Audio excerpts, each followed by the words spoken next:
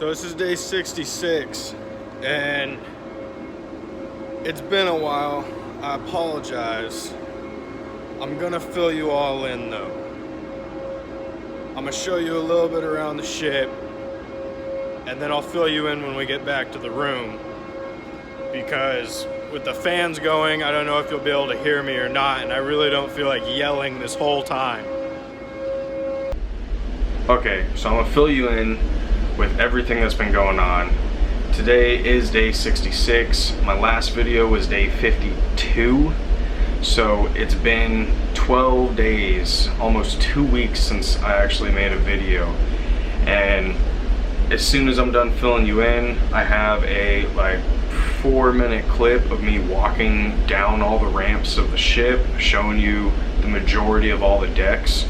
So stick around till the end and enjoy that. I'm gonna try and talk through kind of what you're looking at in the video, but let me fill you in, okay? So I've taken nearly 2 weeks off because I've just been feeling kind of burnt out. And you know, I think in my last video you kind of got that. I think I didn't even watch it. I can't remember. I haven't even edited it yet. I just remember being kind of mopey, you know, and I've kind of been in this slumpy mood. And so 2 weeks ago or so, after, I kind of was trying to get out of my little rut, and I made day 52 video. But even after I made that video, I was still kind of lazy feeling, and I've just been feeling burnt out again, you know. Right before I come to the ship, I usually end up going through, I procrastinate so bad. So usually the last month before I come to the ship, I'm going through every single one of these videos, I'm trying to plan everything out. I'm typically spending at least, 5-6 hours, sometimes 8 or 10 hours a day in my little office, going through videos, trying to sort everything out, organize everything. And then right after I finish all that at the last minute, I come to the ship and then I start making daily videos again. Well, in my last video, I think I had mentioned how I was 10 videos behind on my editing. And I was burnt out. So I've taken nearly 2 weeks off, and I've slowly just dedicated 1 hour almost every other day. I tried to do it every day, but that becomes tiring as well. I'm trying to step back a little, but at least 1 hour every other day I go through and edit my videos. I still have 3 left. I think day 50, 51, and 52 that I haven't even got to yet. And I still have 5 at-home vlog videos for my Project Northwest channel that I'm doing of my hobbies at home. And those videos are more than just me sitting in my room or talking about the ship. I'm actually doing stuff at home, so they're a whole lot more to edit. Those usually take me at least 2 to 3 hours sometimes to edit up. So that's what's going on, and nothing really has changed. Nothing has been different enough for me to actually want to come back and make a video for you all. And I've been burnt out. I've been slowly still chipping away at my little hobby work, because I'm not just gonna completely not do anything.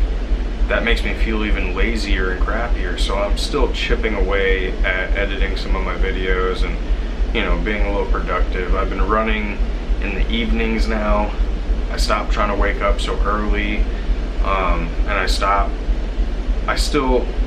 a little bit work out in midday, mattering how I'm feeling, but I've been pretty consistent.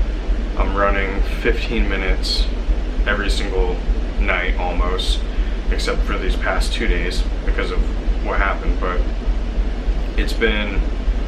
I'm starting to feel better. I don't feel pressured to do these because I'm telling myself that I'm stepping back right now. To get to the meat and potatoes though, why I'm making this video, why it's finally like, okay, you know, even though I'm trying to ease back, I want to share this with you all, okay? So we're coming back down from Alaska, and one of our main engines blew a crank bearing, I believe. I believe it's the crank bearing. I don't know all the details, I'm not in the engine department, but the way basically I understand it is this ship has 4 main engines, 2 auxiliary engines. Now, to maintain the ship's speed, its required speed is like 20 knots, okay? And to maintain that speed, we need at least 3 engines. Well, one of the 4 engines on this ship was currently being taken apart because it's summertime. You know, the seas are nice, water's smooth, so one of the engines was currently being taken apart while we're underway and being converted into an LNG engine. So we've just been running on the 3 engines. And we need 3 engines to maintain the required speed that's required for this ship by the Coast Guard.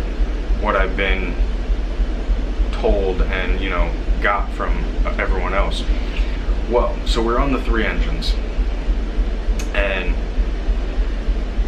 the 3rd engine blew a crank bearing. So now we're on 2 engines halfway down from Alaska. They started up the 2 auxiliary motors to make up the difference of the 3rd engine. So we're on 2 main engines and 2 auxiliary motors to make up the difference of 1 engine. And basically this ship is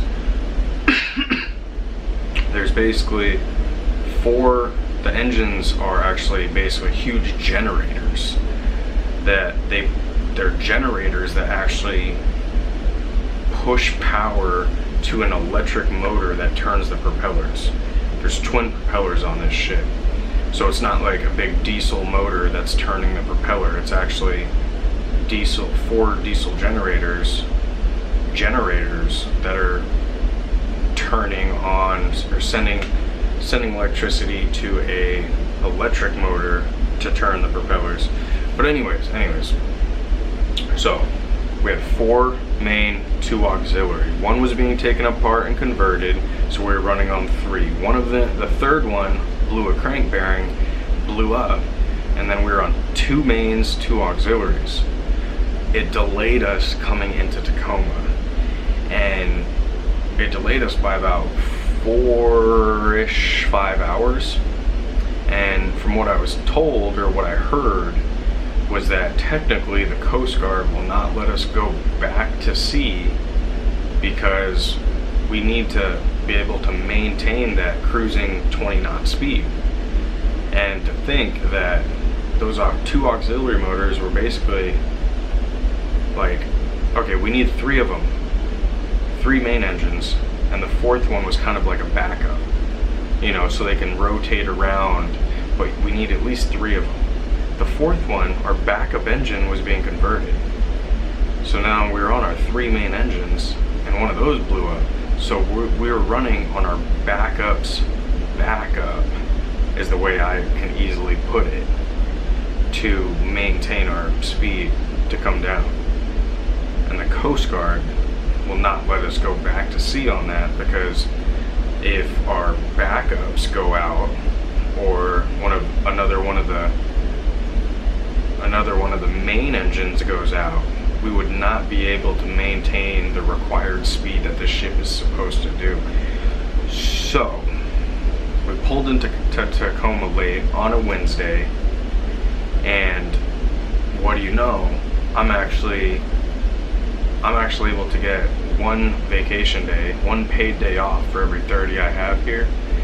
So I asked the chief mate if I could take my day off, and I was actually granted a day off.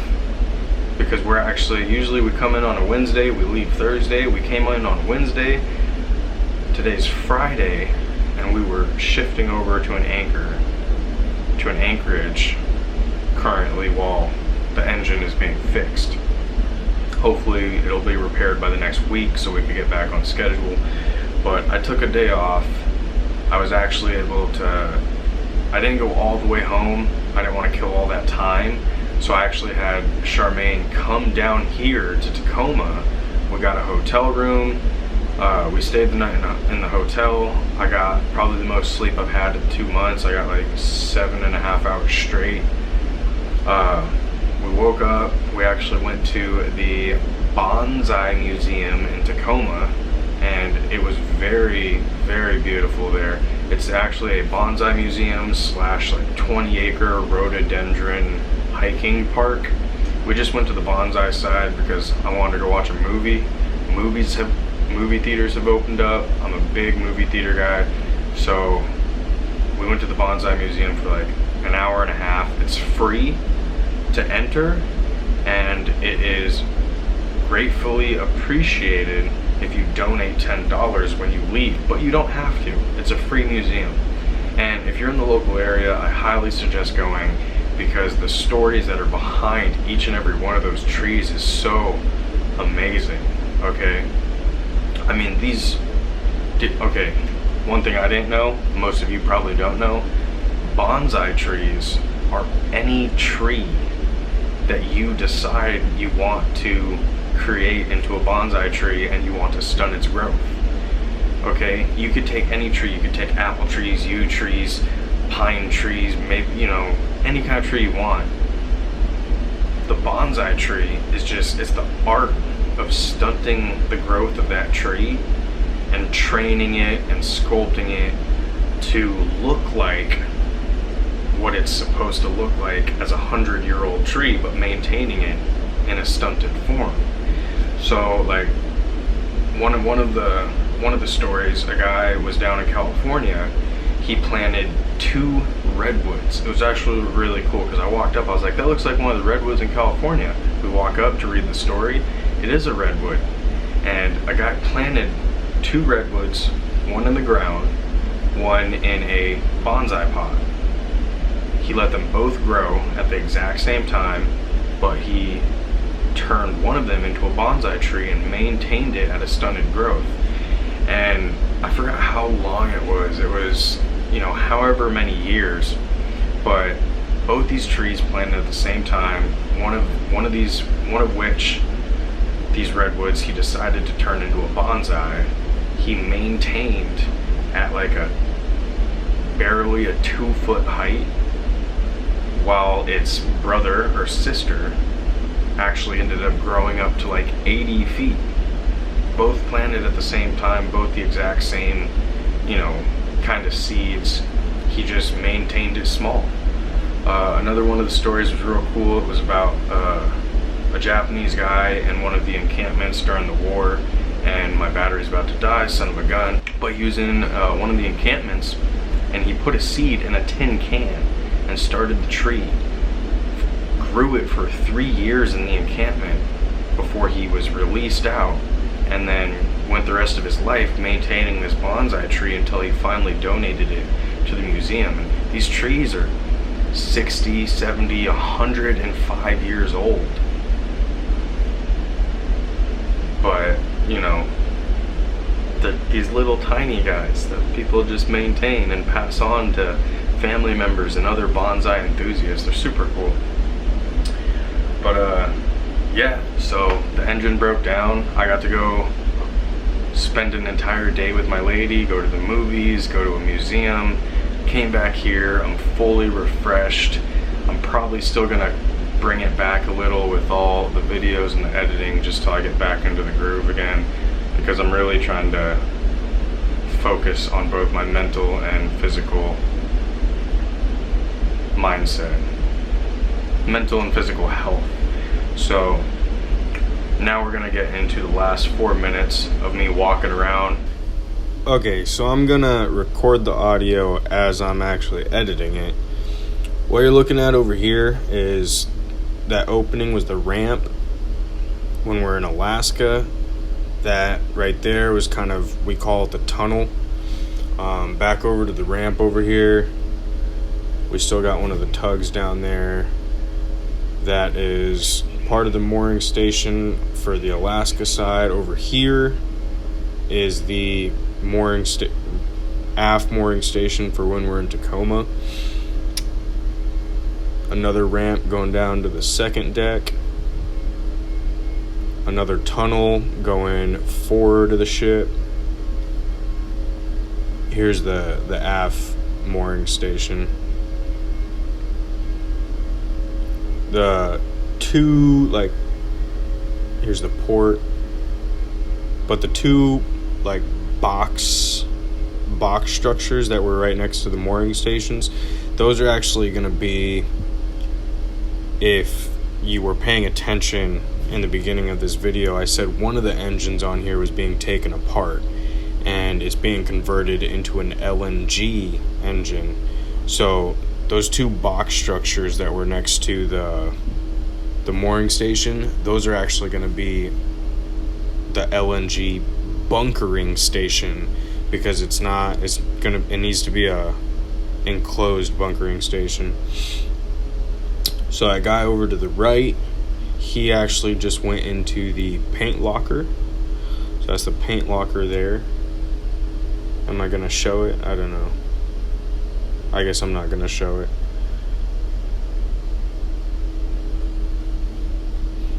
So the whole place is empty right now.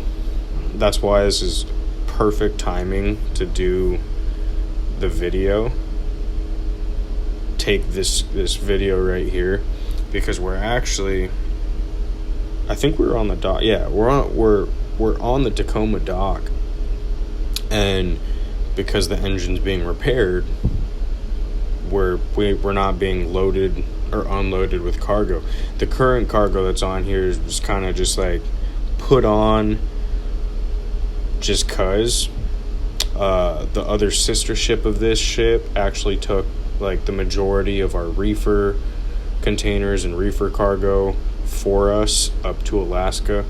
So this is kind of just the leftover stuff that ended up getting held onto. So the current deck we were just on was called the main deck. In the very opening of this entire video, you've seen what was the spar deck. So that was, spar deck is on the very top. Main deck is what I showed you. This here is the second deck. We're now at the forward part of the second deck. This is the bow up here. I'm gonna walk around this side.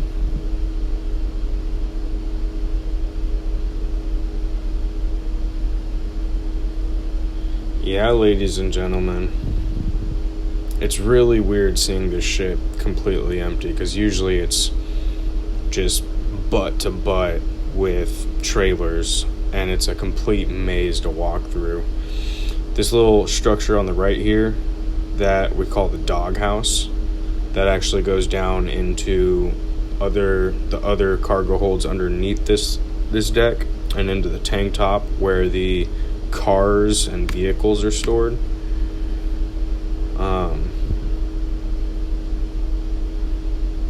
Yeah, that's pretty much it. There's ramps at the forward. I'll pause right here.